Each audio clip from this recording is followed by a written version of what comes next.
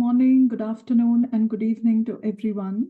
It is my great pleasure to welcome you all to today's webinar on transformative solutions for inclusive development, the role of innovation in fueling an accessible and equitable world. In a world that is increasingly interconnected, the path towards inclusive development requires bold, innovative solutions that prioritize accessibility, equity, and empowerment for all. From technological advancements to new policy frameworks, innovation has the power to bridge these gaps that persist in health, education, economic opportunity, and human rights, ensuring that no one is left behind. Today, we will explore how innovation is not just about products and services, but is also about reimagining systems, structures, and mindsets, all to build a more inclusive future. We are joined by a distinguished panel of experts, practitioners, and thought leaders who will share their insights into how transformative solutions are paving a way for an accessible and equitable world. As we navigate this discussion today, we encourage you to think critically about how each one of us can contribute to these efforts, whether it is through technology, advocacy, policy, or even community-driven change. Together, we can create solutions that address the diverse needs of vulnerable populations and help unlock opportunities for all of us to thrive. Thank you for being here with us today, and we look forward to an engaging and thought-provoking conversation. For those of you who need captions, please click on the live captioning option on your screen. First of all, it is my absolute pleasure to introduce Professor Lisa Meeks. She's Associate Professor of Learning, Health Sciences, and Family Medicine at the University of Michigan Medical School, and she's also the Executive Director of Docs with Disabilities Initiative.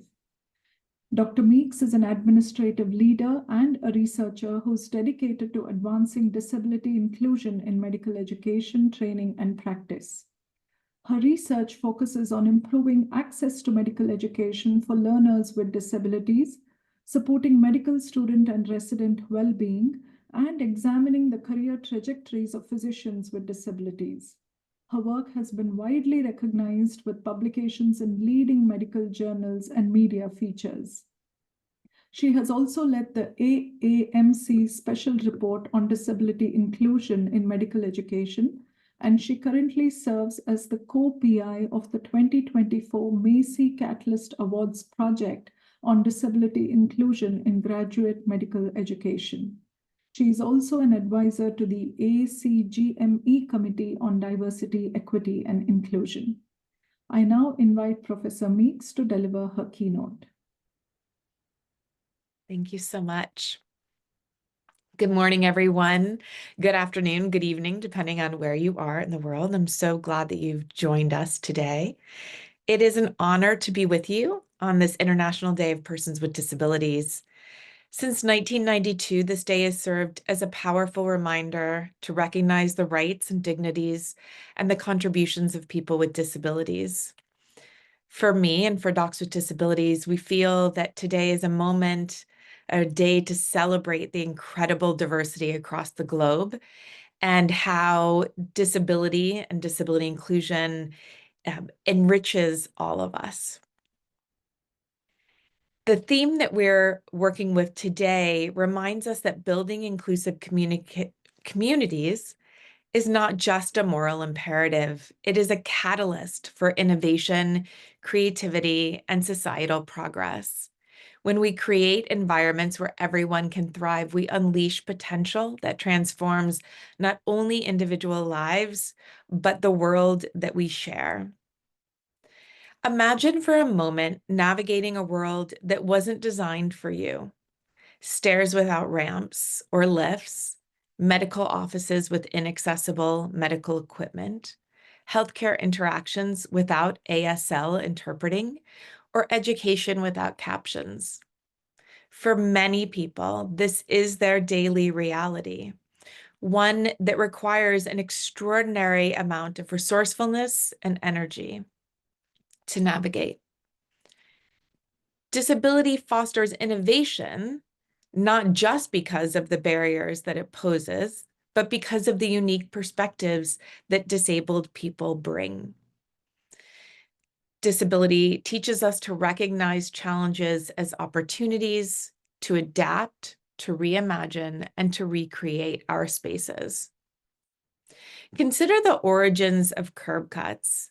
While originally designed for wheelchair users, they now benefit everyone, from the parent with a stroller to the traveler with their luggage. This is the power of using and leveraging universal design in our systems, structures, and educational processes. When we create systems that work better for disabled people, we create systems that work better for everyone. So let me tell you a few stories that illustrate how individuals have transformed their powerful and personal challenges into solutions that elevated the human experience. Dr. Sandra Wellner, a physician who lived with disability, dedicated her career to addressing inequities in women's healthcare. She recognized that traditional medical environments often excluded women with disabilities, and this led to poorer health outcomes, especially in the area of gynecological care. Dr. Wellner developed the Wellner Table, an accessible exam table designed to ensure that women with physical disabilities could receive dignified and comprehensive care. This table included features like adjustable heights and supports that accommodated the user's diverse needs. This empowered countless patients and set a global standard for inclusive healthcare for women with physical disabilities. Dr. Wellner's legacy extends beyond the table she created. In fact, her advocacy has reshaped how we think about accessibility in healthcare. And it reminds us that inclusive design transforms not just physical spaces, but the quality of care and eventually the health outcomes that people with disabilities have. Similarly, Dr. Mary Doherty, an autistic anesthesiologist from Dublin, is a global leader in this area and in the effort to make sure that neurodivergent individuals have access to excellent healthcare. She founded Autistic Doctors International, a network of physicians who are autistic to challenge stereotypes and advocate for both autistic patients and professionals in healthcare. She also did something transformational. She developed the Autistic Space Framework that aims to address the needs of autistic individuals that are utilizing healthcare settings. Through this work, she's been instrumental in raising awareness and fostering inclusivity for autistic individuals in the medical field. In many ways, she's been leveraging her personal experience to drive meaningful change.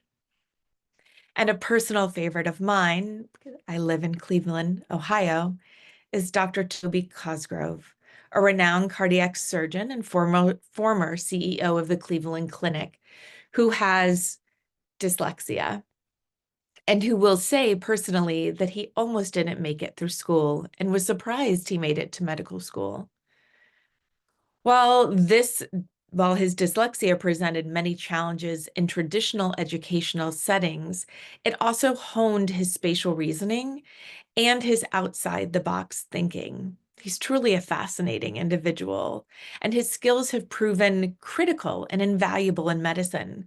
And I think everyone would argue that the Cleveland Clinic has been very transformational and innovative. His unique perspective inspired groundbreaking innovations in cardiac care, such as a mitral valve repair inspired by an embroidery loop that he saw, which transformed the way that we perform that operation. He also designed a left arterial appendage occlusion clip, and he got the idea for this occlusion clip that was inspired by his daughter's barrette or hair clip, however you refer to it. So this is a man who was able to innovate by looking at things differently and looking outside the box. His ability to reimagine solutions and think creatively beyond the traditional methods that he was taught in cardiothoracic surgery helped him navigate not only a world that was not built for him, but it helped him innovate to create ideas and innovative equipment that made life better for everyone. His leadership at Cleveland Clinic emphasized the value of diversity in thought and in experience, proving that what some see as a limitation can ultimately be a profound source of strength.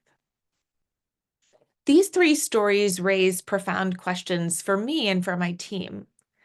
For example, how many potential physicians or nurses, scientists, PTs, dentists, OTs are left behind in our system or never make it to the pathway of becoming a healthcare professional because our spaces are not inclusive? How many patients with disabilities receive inadequate care because our healthcare systems fail to accommodate their needs or be innovative in the way they approach this critical care? When we design systems to be inclusive, we don't just remove barriers, we create pathways that uplift everyone.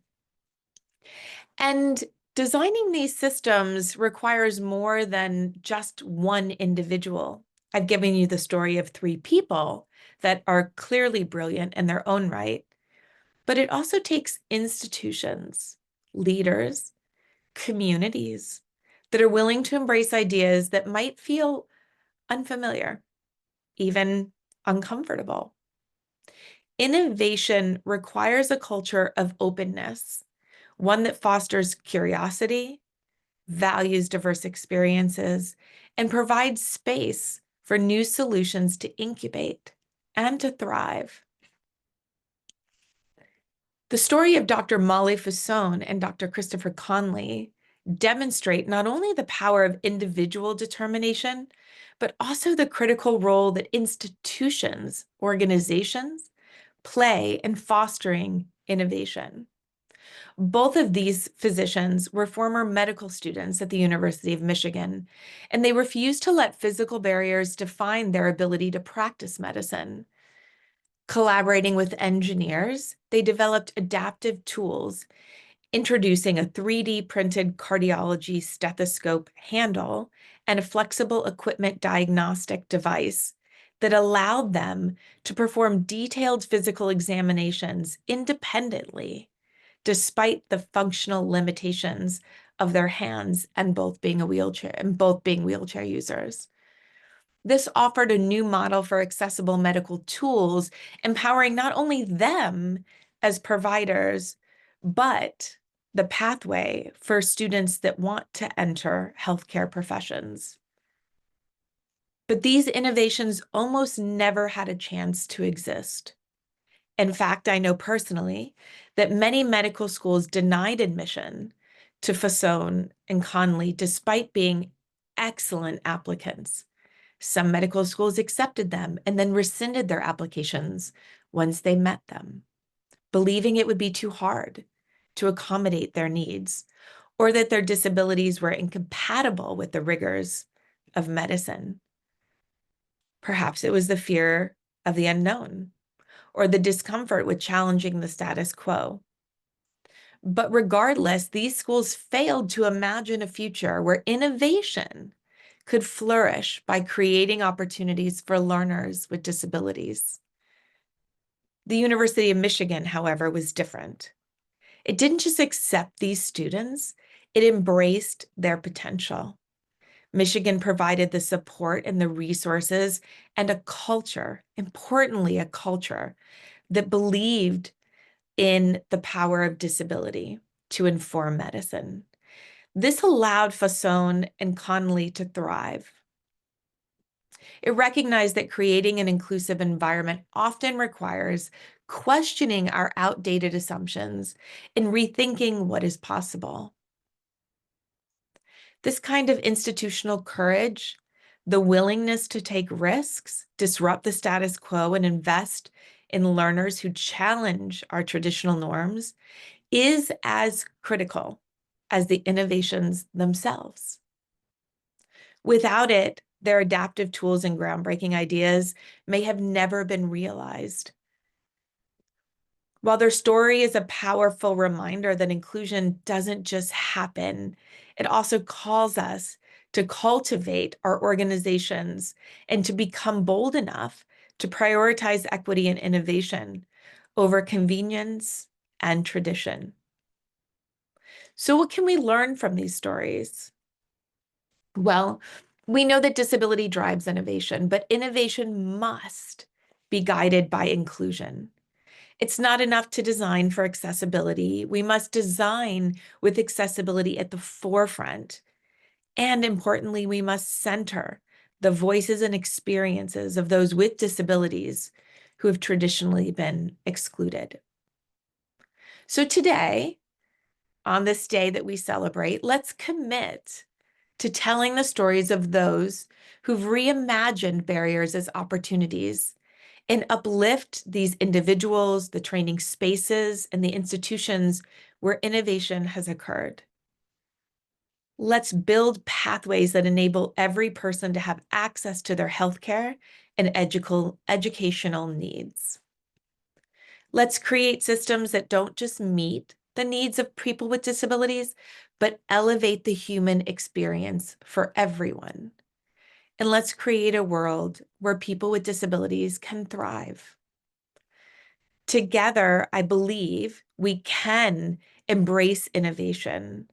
We can make sure that there isn't talent out there that is wasted, that no dreams are deferred because of inaccessibility, and that equity is woven into our fabric. I have been looking forward to the insights from our incredible panelists for months, and I know they have prepared a robust lineup and some issues that will really cause you to take pause and rethink how you are navigating the world and how you create the world in which others navigate. So without any further ado, we'll go to our panelists. Thank you so much, Lisa, for sharing those thoughts. You said something about how disability fosters innovation, not just because of the barriers that it poses, but also because of the unique perspectives that disabled people have, about how disability teaches us to recognize challenges as opportunities to adapt, to reimagine, and to recreate our spaces. Thank you for sharing so many stories with us, including those of Dr. Toby and other medical professions and their innovations. I particularly liked what you said about how innovation must be guided by inclusion, and you ended with a very strong call to action on how to build pathways that allow every person to have access to healthcare and educational needs, and about how equity needs to be woven into our fabric. So thank you so much for sharing your thoughts with us. And again, it's been an absolute pleasure to have you with us. I now hand over briefly to Beth to take a group picture of all the participants and the panelists. Over to you, Beth.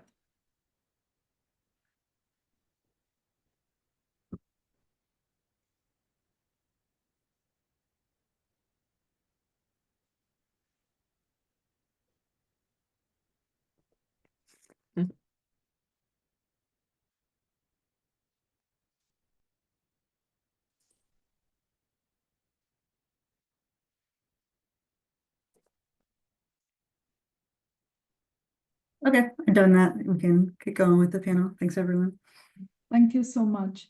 I now have the pleasure to introduce our panelists for today. So we have Dr. James Huang, who's the Director of Student Health Services at Gallaudet University, who's a global leader in bilingual education for deaf and hard of hearing students. He's focused on improving healthcare for the deaf community in particular. He completed the social and family medicine residency program at the Montefiore Medical Center, where he was the chief resident. He's also the vice president of the board of the Association of Medical Professionals with Hearing Loss. He serves on the AAFP's Commission on Diversity, Equity, and Inclusion, and is also a member of the DC Food Policy Council. Welcome, James. We then have Mildred Omino, who's the Disability Liaison Officer at the University of Nairobi, Kenya.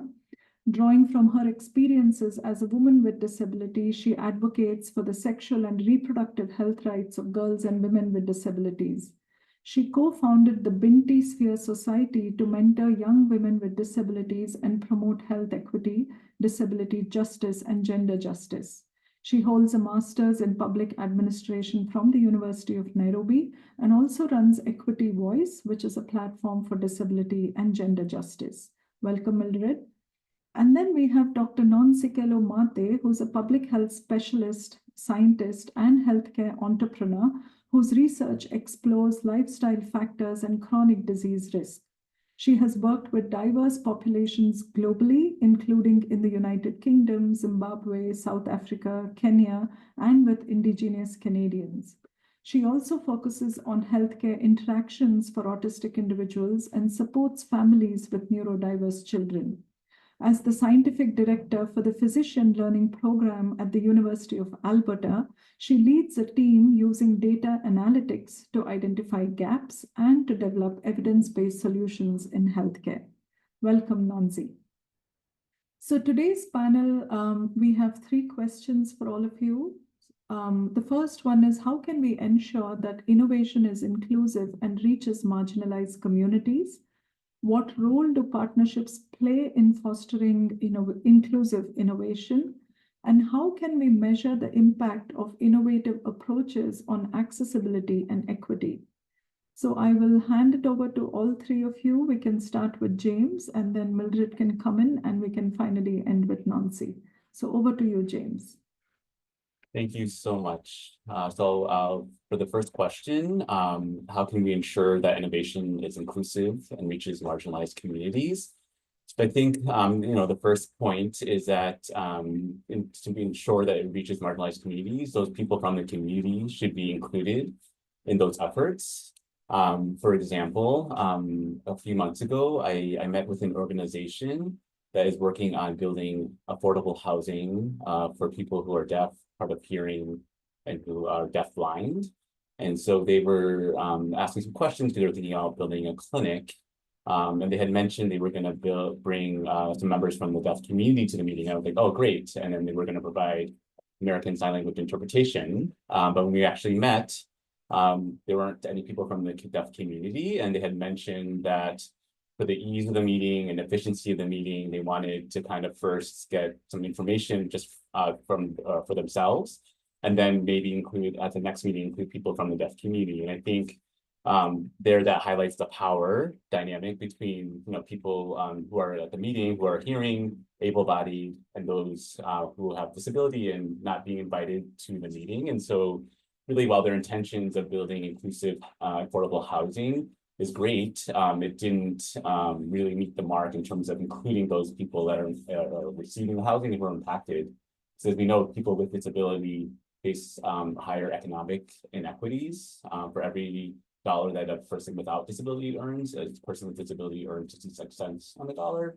And so affordable housing is super important, but again, to make sure that it's inclusive and reaching the people that they're trying to reach, they really need to be at the table and part of the decision-making process.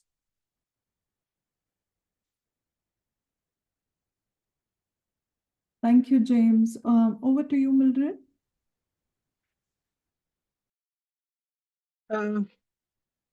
Thank you very much, Shubha, and thanks, Dr. Meeks, for the intro, as well, and James. So for the first question on how we can ensure innovation is inclusive and reaches marginalized communities, I would speak to the focus on universal design in all programs and intervention, as well as policies. This is to say that whatever programs, policies, and interventions that we undertake should be usable with minimal adjustments. Unlike the common experience where a lot of programs are designed and for them to be accessible, then it requires a lot of adjustment, which then in most cases leave behind people with disabilities. Then the critical aspect of centering lived experiences of persons with disability in innovation is very key to ensure that services and programs work for everyone. For example, I'll share a case study of the Action Foundation, which is an organization that serves children, women, and girls with disability in under-resourced settings in Kenya.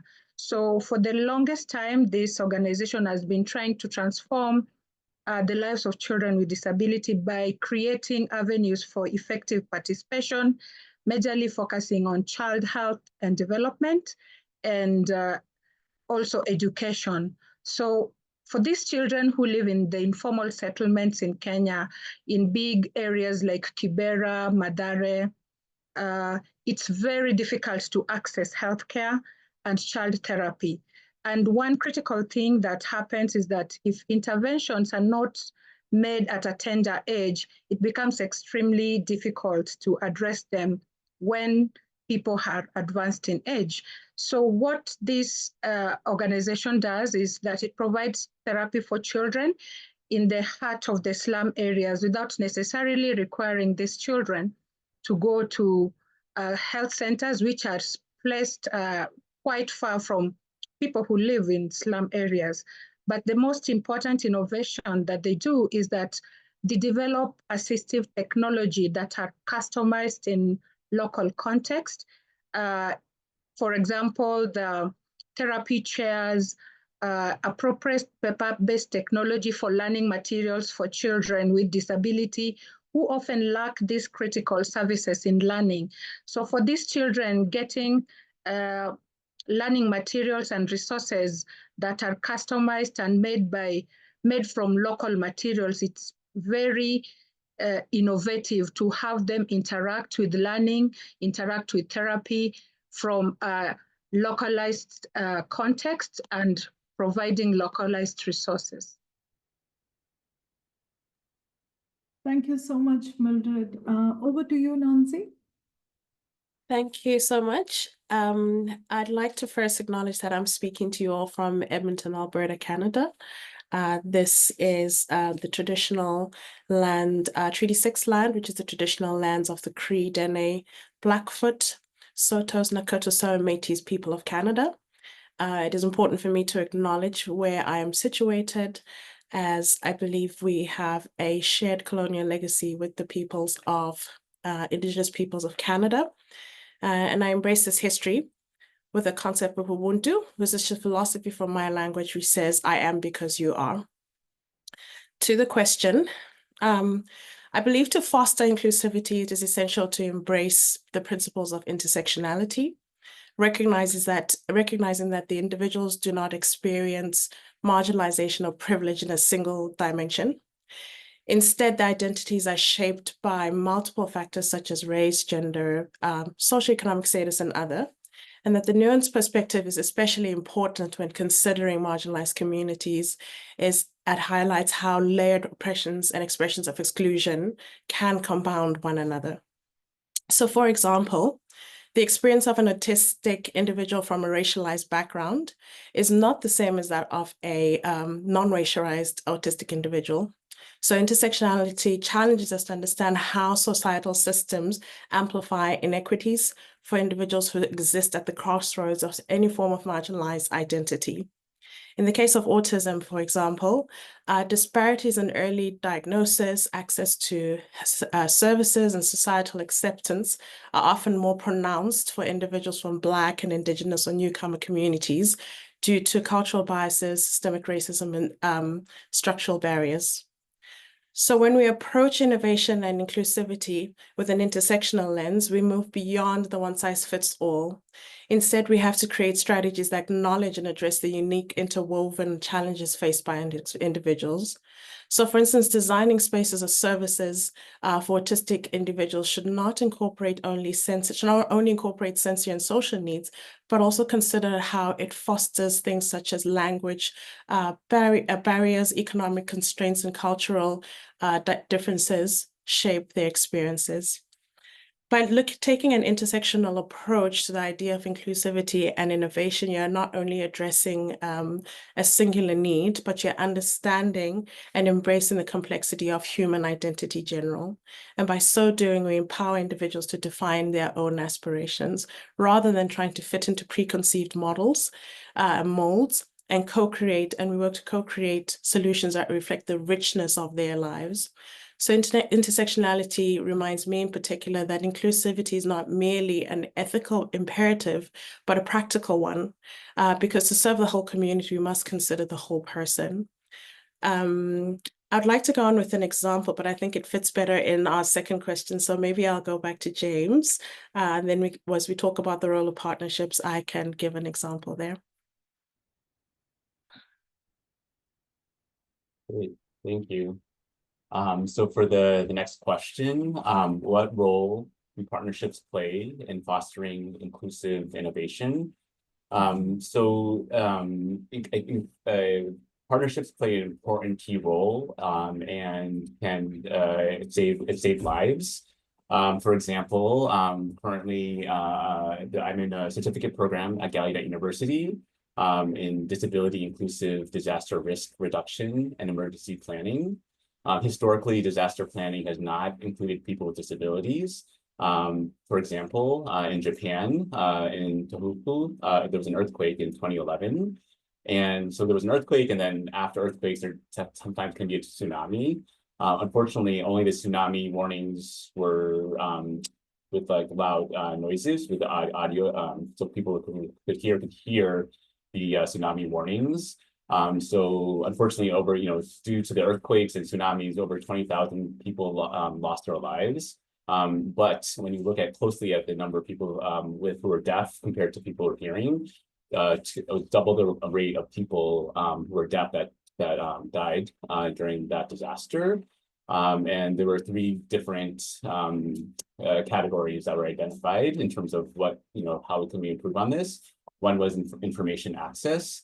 Emergency messages on the TV or on the radio were not accessible for people who are deaf because they use sign language and they were not captioned.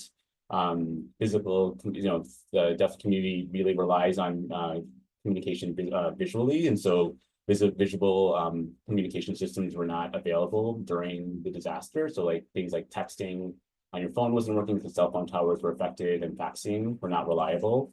And then people who were deaf were shunted to different shelters, and often they were the only deaf person in that shelter, so they were isolated from their community, from people they could communicate with. And then also social workers that were sent to help provide support were not trained in working with people who are deaf. So as a result, the Japanese government worked with actual local agencies, Japanese deaf organizations, interpreting agencies who knew the deaf people in the community, as well as local government officials. And when they collaborated with these groups for the next disaster, they ended up having a better system in place.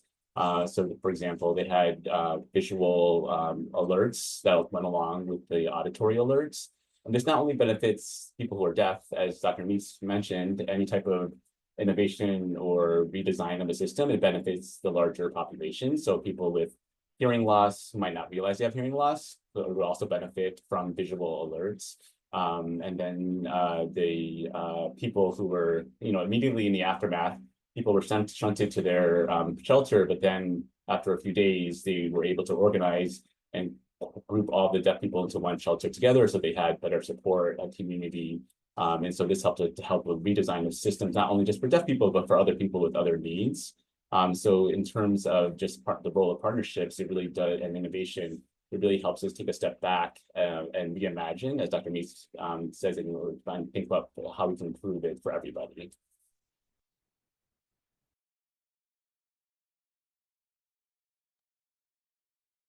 Mildred, for the second question, please. What role do partnerships play in fostering inclusive innovation? Yeah, so partnerships are very critical in building synergies and providing more resources and expertise in enhancing innovation that live beyond the conception of innovative ideas. So I'll give an example of the Global Disability Innovation Hub, which is a hub that brings together academics, researchers, and communities who practice disability inclusion to provide solutions for specific challenges that people with disability experience. So the hub is hosted by University College of London, but works in different countries to foster solutions for disability challenges. So this is a perfect example of how partnerships can spread across different geographies and across different expertise to solve challenges that people with disability experience. And to narrow down on the work of GDI Hub within Africa, particularly in Kenya. There's also the Innovate Now, which is an accelerator and works closely with Global Disability Innovation Hub. So what the accelerator does is that it nurtures startups that work to address disability challenges within the local context. For example, they particularly give a call to startups that are already addressing challenges that people with disability are experiencing, probably in healthcare, in education. And this involves a lot of aspects or intervention, including development of hardwares and softwares, mobile assistive technology, and also interventions that are around inclusive employment, particularly to bridge the gap between people with disability who are not economic empowered by use of technology and innovation.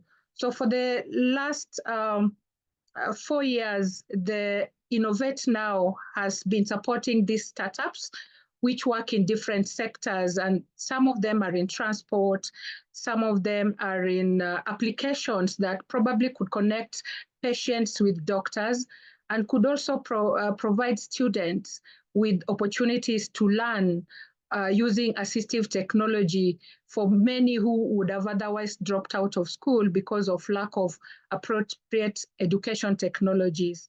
So this makes it possible to create more impact because not everyone has monopoly of knowledge, but leveraging on the Global Disability Innovation Hub and partnerships with WHO, local startups, and Innovate Now Accelerator, which offers also mentorship for these startups and also provide live labs, because it can be very expensive to incubate an idea if you want to incubate it from your own space.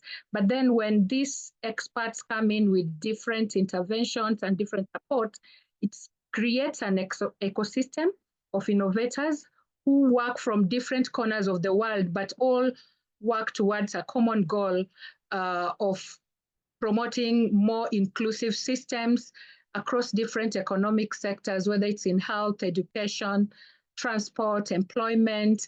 Because at the end of the day, if the health sector has worked very well, but they don't get the support from the transport sectors, then it means that patients will still die because they cannot move from home to the hospital. So there's need of that collaboration that allows everyone to make their intervention from their own space, but also leveraging on their expertise so that we do not duplicate, but we do not struggle to have knowledge centralized, but disseminated across different spaces.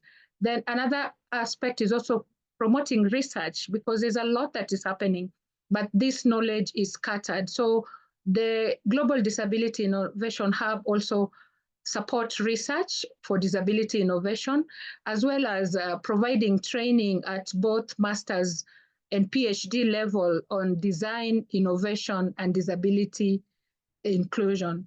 So I would say that with this kind of partnership, there is a robust impact that is from different sectors, whether it's academia, whether it's startups, whether it's people with disability themselves, because again, this is done in co-creation and co-production, whereby the people with disability are actively involved in these processes, such that solutions are customized. For example, some mobility devices that are designed for the global north might not necessarily work for people in the global south because of the terrain and the different environments. So this kind of collaboration provides an opportunity to develop solutions that speak to the needs of people from where they are domiciled. Thank you, Mildred. Over to you, Nonsi, and we request all participants to please keep sharing their questions in the Q&A section. Thank you. Thank you. I think for the most part, my fellow panelists have captured that really partnerships can act as a catalyst to moving forward solutions to creative, inclusive, and inclusivity and innovation.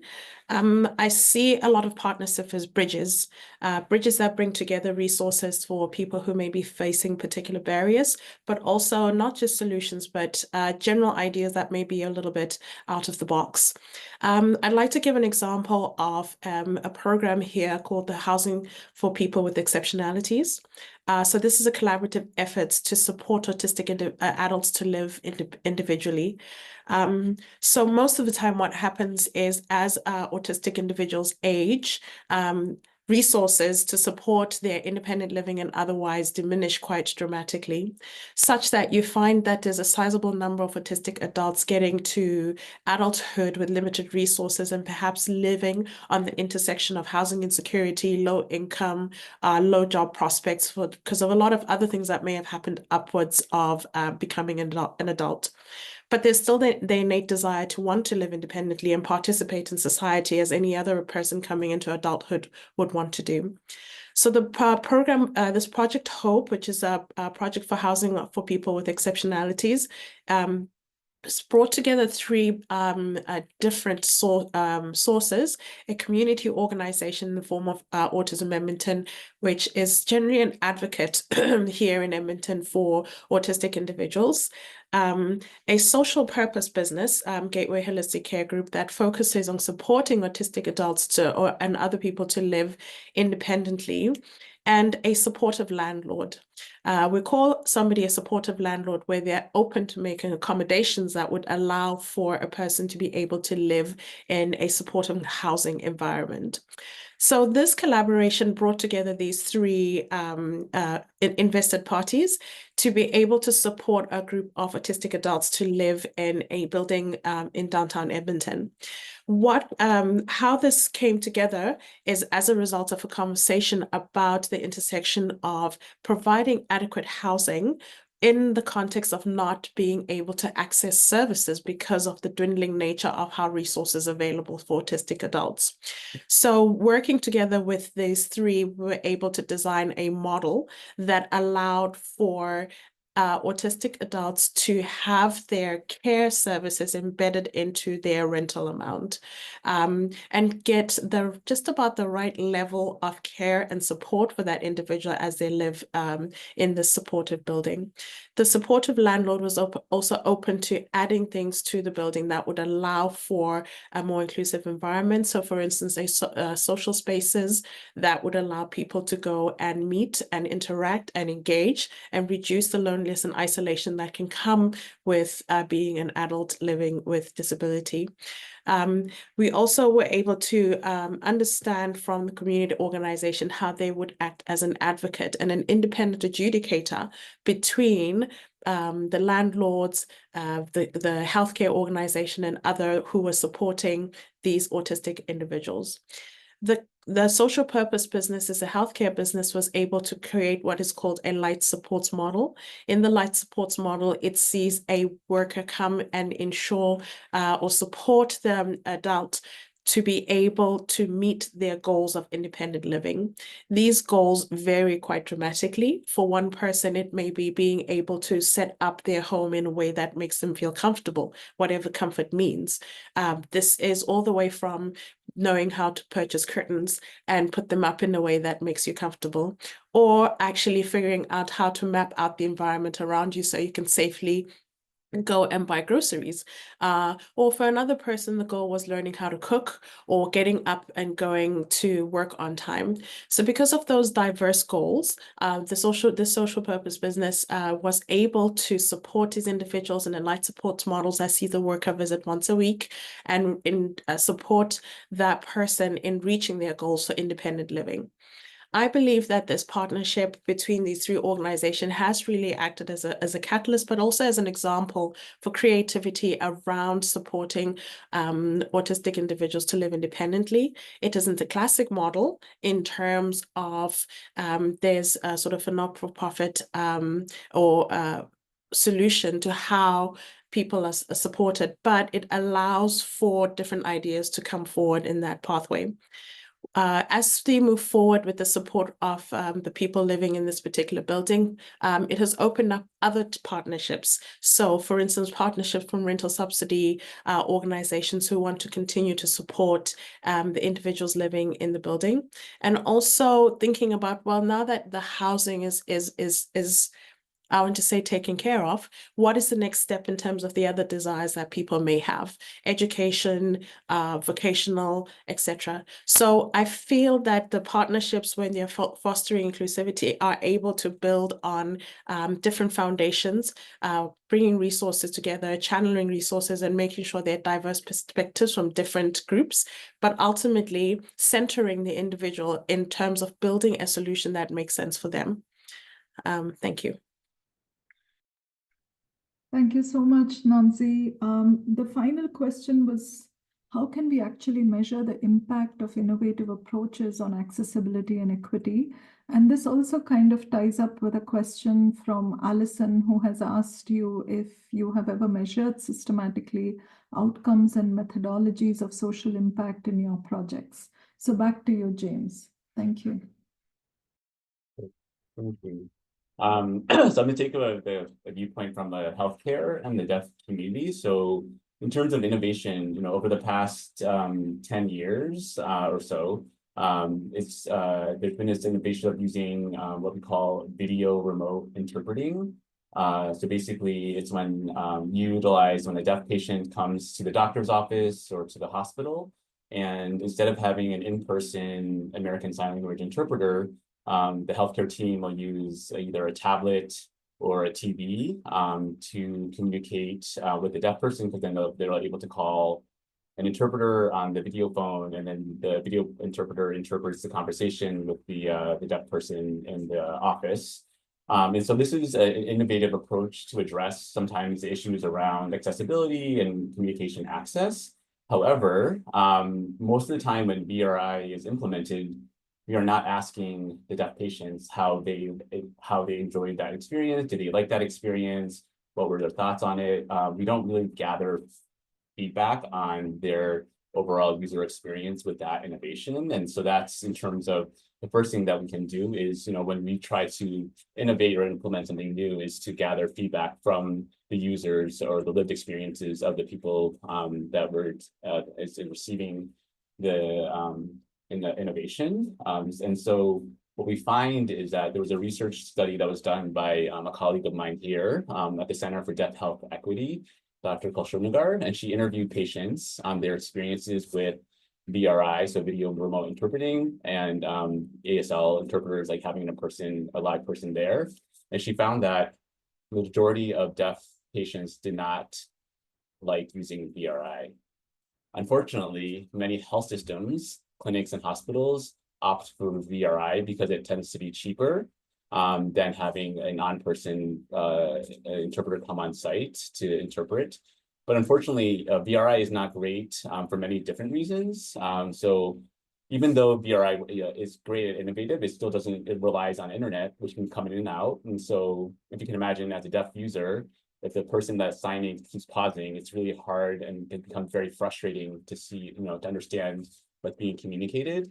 Often, if the person has a head injury, it's difficult to look at the screen because it can be bothersome. In fact, I have a story of where someone at a hospital here in DC was in labor on the labor delivery floor, and was had to use a video interpreting TV. So if you can imagine being in labor, trying to look at an interpreter on the screen is not accessible. And so, in the US, we have something called the American with Disabilities Act, which ensures that patients have access to effective communication, but no one is going back to asking the patients how effective it was. And so that, we gather some qualitative data from the patient end, but also we can gather quantitative data. So there's studies that show, deaf people who have a higher readmission rate to the hospital after discharge. And is that because of ineffective communication? Was the communication provided by a video remote interpreter? Was there an in-person ASL interpreter? And so So there are different ways that we can gather data, whether it's from the lived experience of the people versus health outcomes. So there are different qualitative and quantitative measures that we can look at.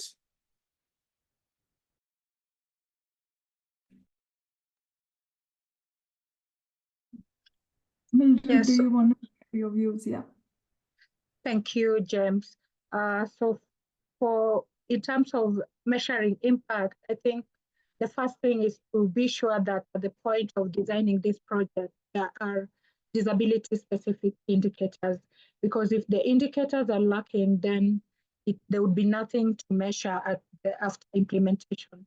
So we need to do needs assessment and determine the needs of the users of the innovation product or services before we make the interventions, and then include them in the entire process of implementation and keep on evaluating whether it's working or not.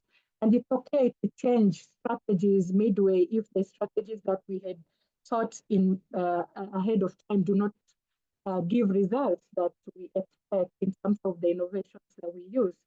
So, for example, there was a Girls in STEM project that was meant to encourage girls with disability to uptake STEM courses, because it's general knowledge that girls generally have low uptake of STEM, but it was also not known in terms of the uptake of STEM programs by girls with disability in Kenya. So as part of the intervention by the African Foundation, STEM project was rolled out for girls in 37 schools in Kenya.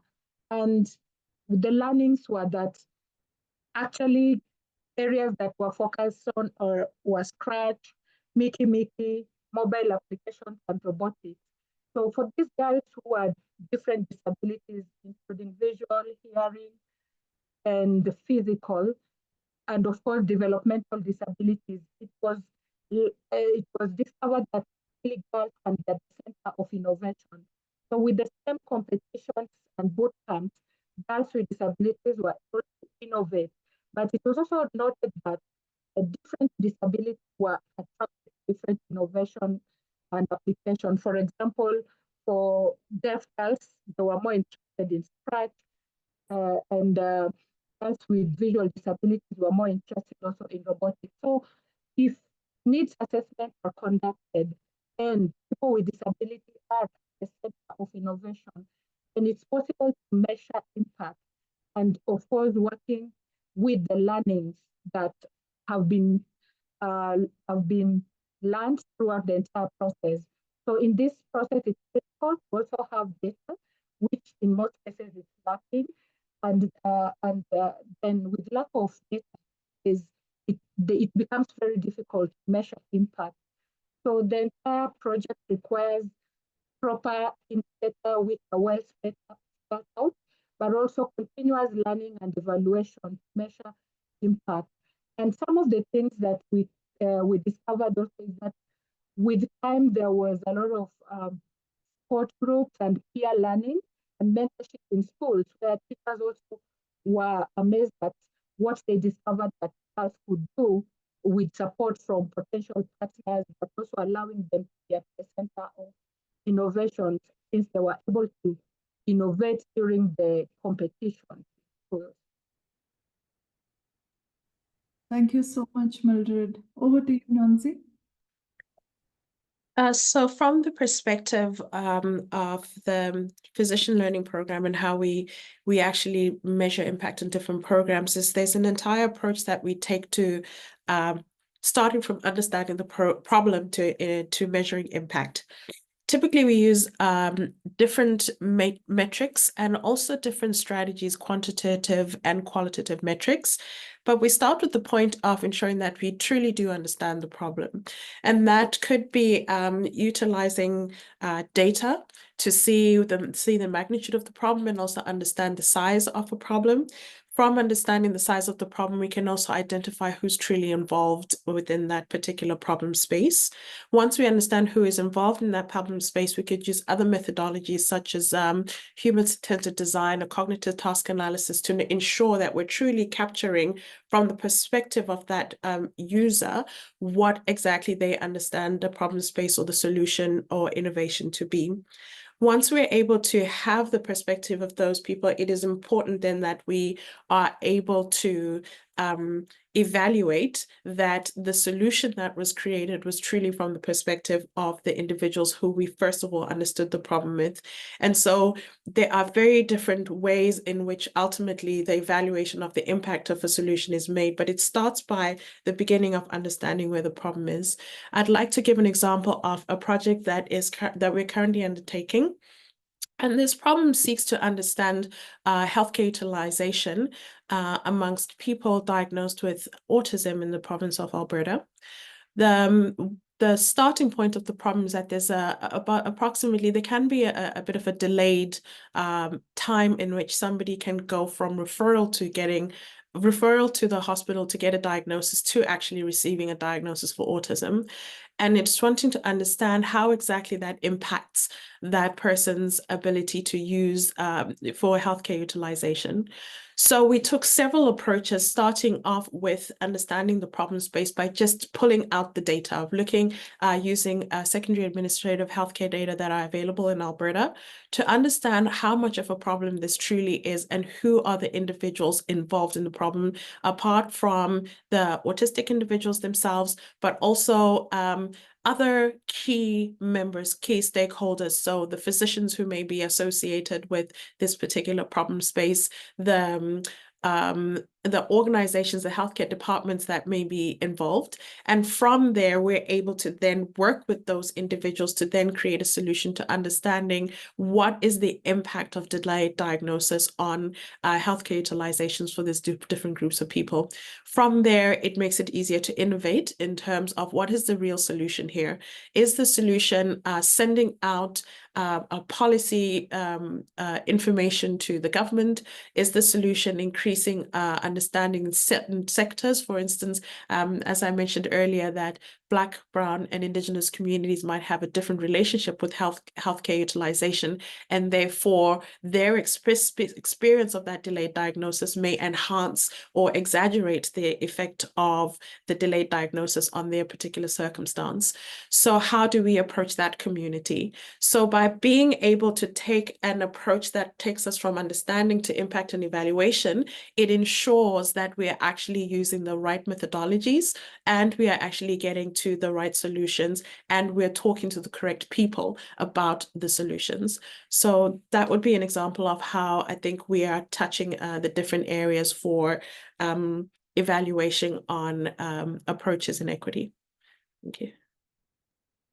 Thank you so much, Nonsi. A big thank you to all three of you for sharing such powerful thoughts on how innovation can play a pivotal role in fostering a more accessible, equitable, and inclusive world for all. Now, we have some questions in the Q&A box, and the first one is about disability being left out of discussions of DEI. So how can or should the rest of us highlight disability in conversations of DEI that are actually leaving out disability? So which one of you would like to take this up, please?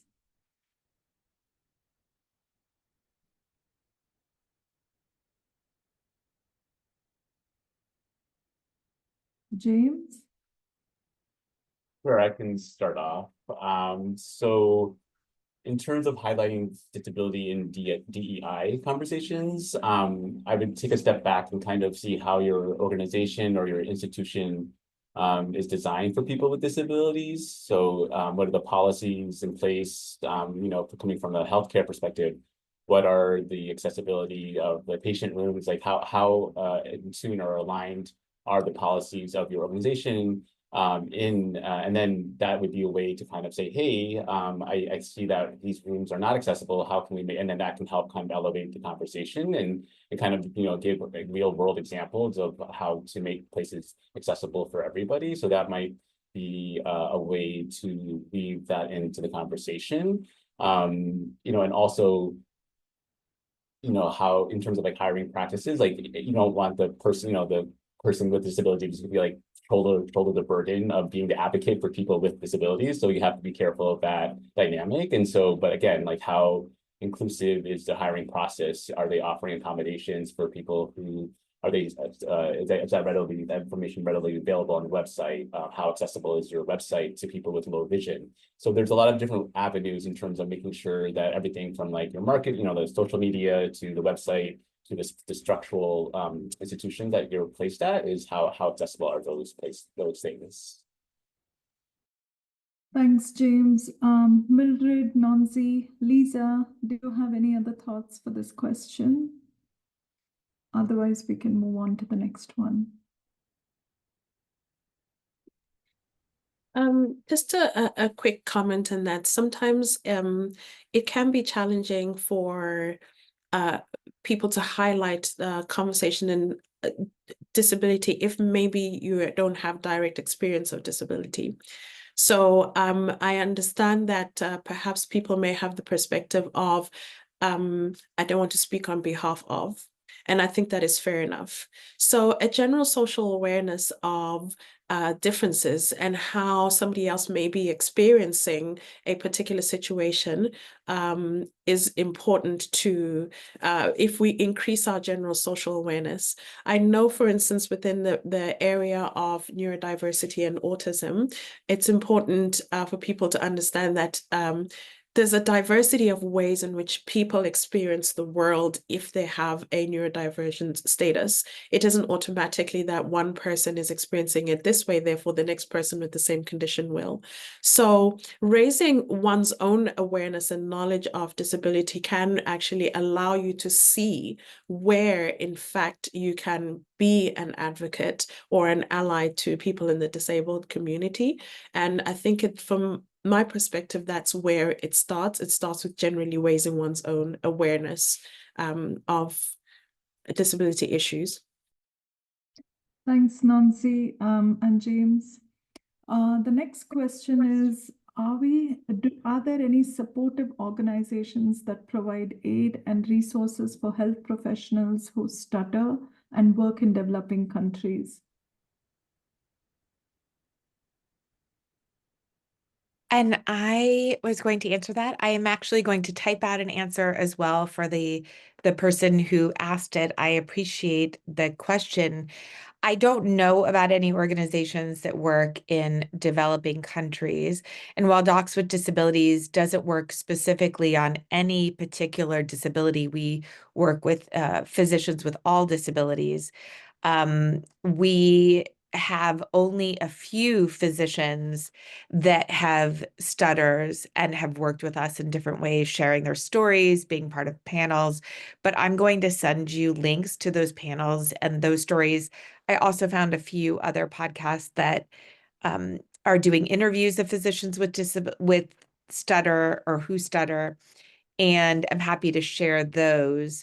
I do want to say that Docs with Disabilities is a global organization, so we're happy to work with anyone worldwide, developing or developed countries. And so if we can, and we often can, get a resource to someone to assist with either an individual situation or with just providing infrastructure and building out infrastructure to be more inclusive, we are absolutely happy to do that. And you can reach us at docswithdisabilitiesinitiative@gmail.com or at admin@docswithdisabilities.org. So we're happy to do that. But I will also put in the chat a direct response with those links. Thank you so much, Lisa. James, Mildred, Nonsi, do you have any other thoughts on this question? Okay.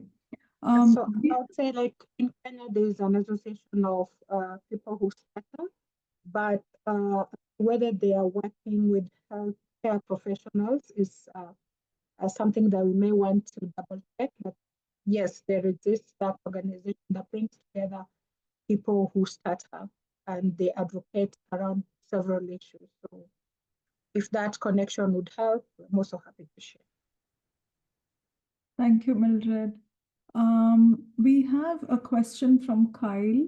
Are there legislative policies you are seeing in your countries or regions that are creating systemic solutions for people with disabilities? Or are there ideas you have for policy changes in healthcare?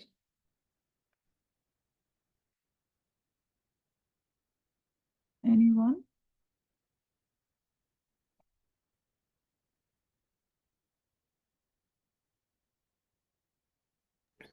Nonsi, anything from Canada? Yeah. So I do want to speak to an issue which is really close to me, which I think I highlighted earlier around delayed diagnosis for autism in particular.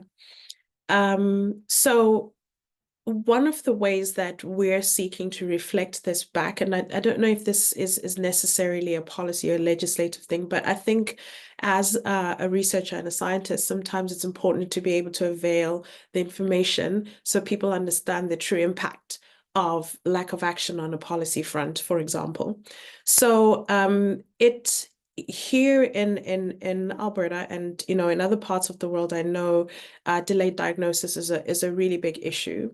How it relates to people being able to get on is that in Canada, we do have, in Alberta, sorry, we do have funding to be able to support children with disabilities in particular, receive occupational therapy, speech therapy, and other therapies. But a lot of this is tied to being able to get a diagnosis. If you do not have a diagnosis, it's very difficult for you to be able to access those services. So if we're looking at somebody maybe identifying red flags for autism at 2.5 years old, and then you have to wait a further up to 18 months or 2 years before you get a diagnosis, there's a crucial window that is missed for early intervention there.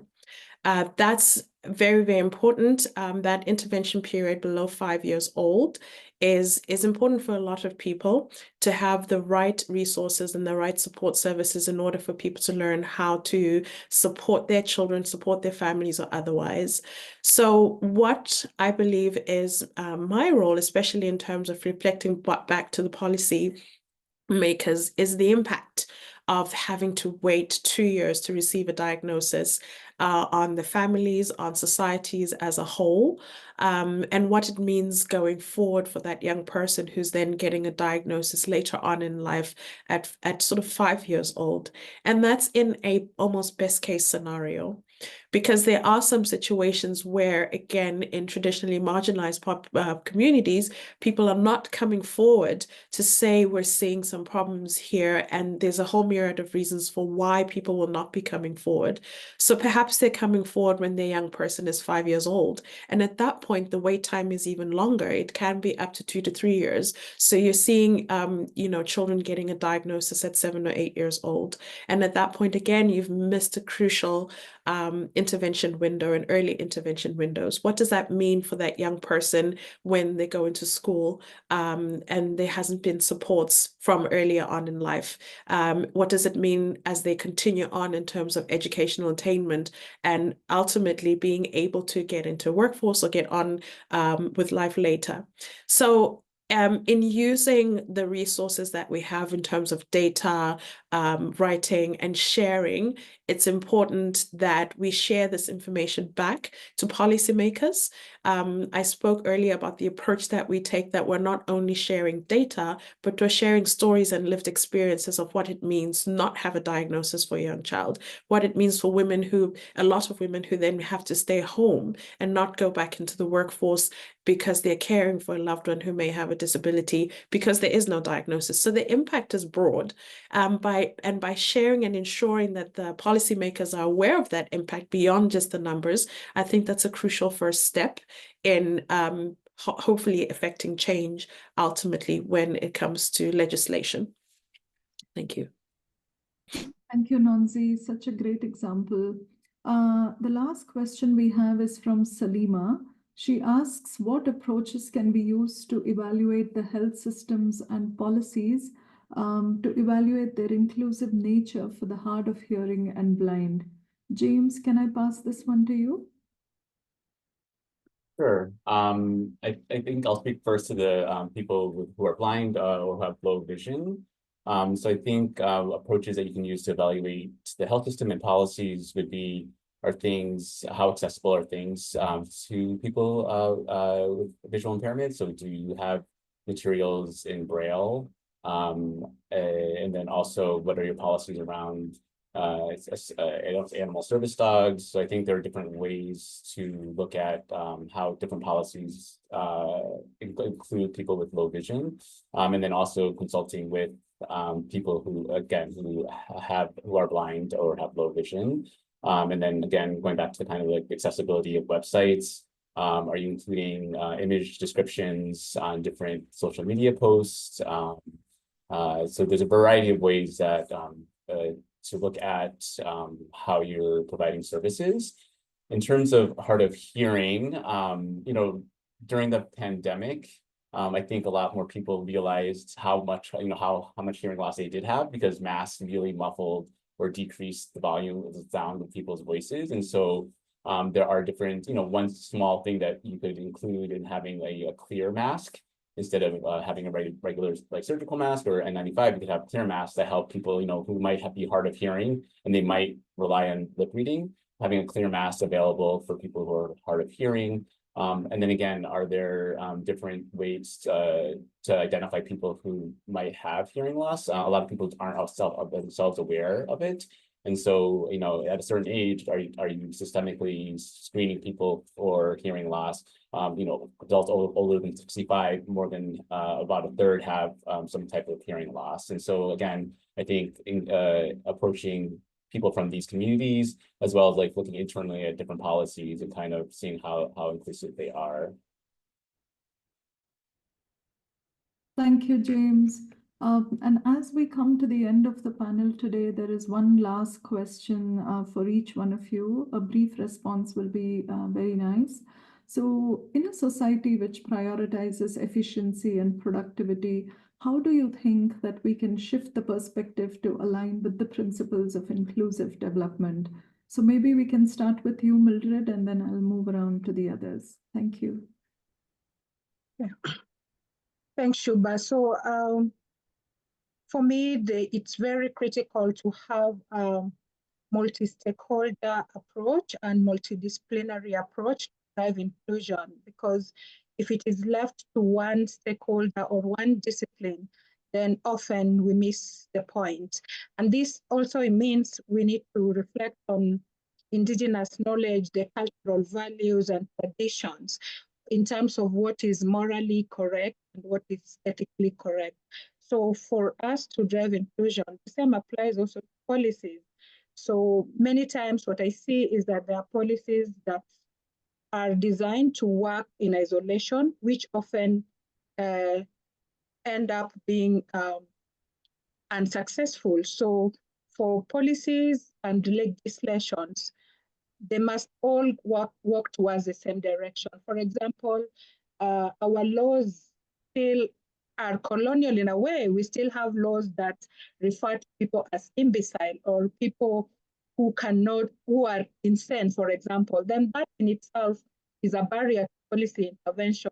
It means it keeps people with psychosocial disabilities away from access to critical things, decision-making, legal capacity, and so on and so forth. So therefore, there's need to complement legislation, policy, cultural tradition, and even indigenous knowledge on how some of the challenges that we experience in healthcare and also awareness were dealt with within communities, because without community support, then even medical intervention would flop, because after people get access to healthcare, then they need to be reintegrated in the community.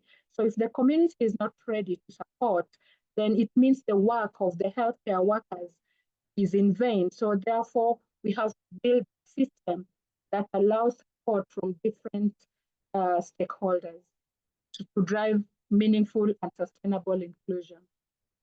Thanks, Mildred. So many ideas there. Would anyone else like to have a go? How can we shift the perspective to align with the principles of inclusive development? Nonsi? Maybe just a quick one to say that we start by questioning the very nature that how we do it currently is in fact efficient or productive.